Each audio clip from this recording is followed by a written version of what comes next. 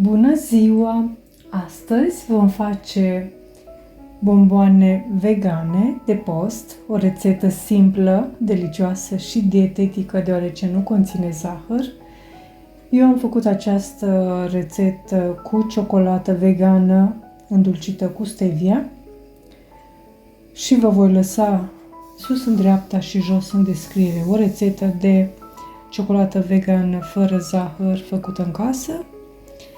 Ingredientele pentru această rețetă le veți găsi la fel în descriere și le voi aminti și în acest video. Pentru început vom folosi un robot de bucătărie, blender, chopper, ce avem, și vom mărunți 200 de grame de alune, din acestea de pădure am folosit eu. Eu le-am folosit raw, așa cum sunt, nu le-am prăjit, dar puteți să le uscați puțin într-o tigaie pe foc mediu, 10-15 minute sau un cuptor. Când le terminăm de mărunțit, le transferăm într-un bol și punem în blender 200 de grame de curmale fără sâmburi, hidratate în apă rece jumătate de oră sau o oră, le scurgem de apă, le punem în blender și le mărunțim. Din când în când oprim blenderul și îl ajutăm curățind pereții vasului.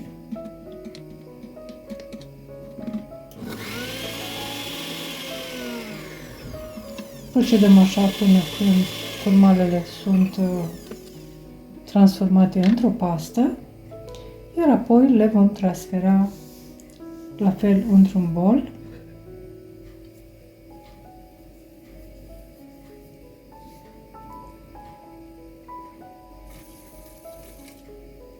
Și vom pune treptat din alunele măcinate.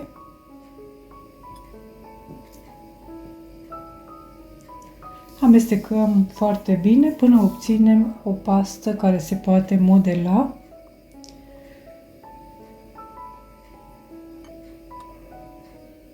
Vom pune aproximativ 150-200 de grame de alune, acum depinde de cât de uscate sau de umede sunt curmalele.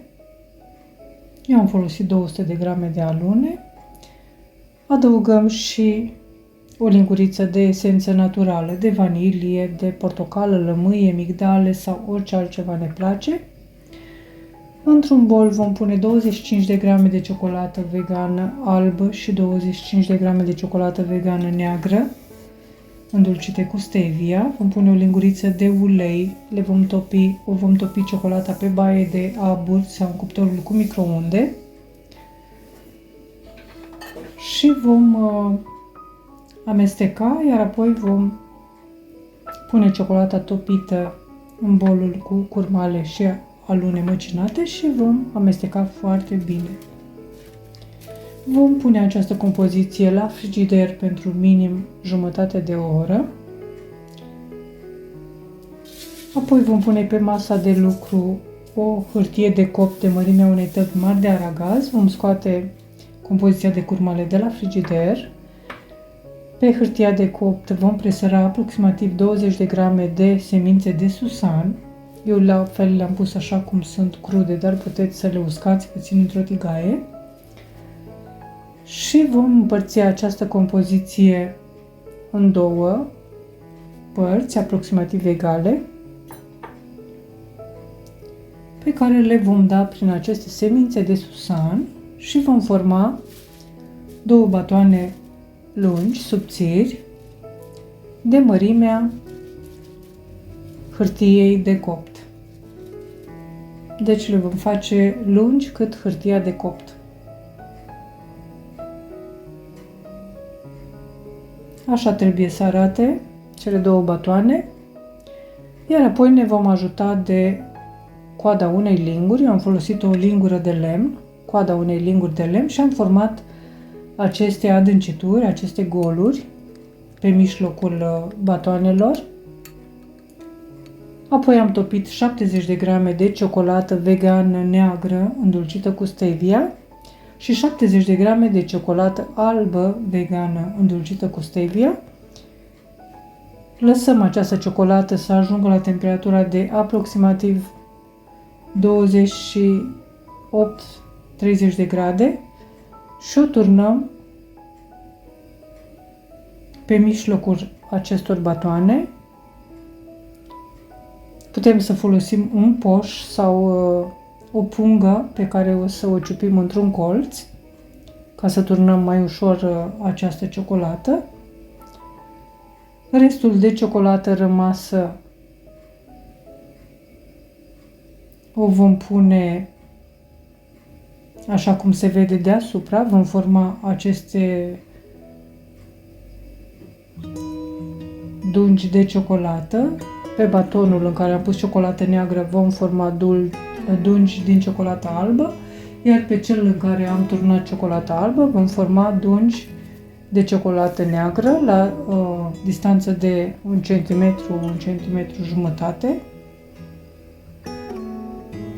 Așa cum v-am spus, puteți folosi un poș de bucătărie sau, dacă nu, o pungă, așa cum am folosit eu, pe care să o ciupiți puțin într-un colț.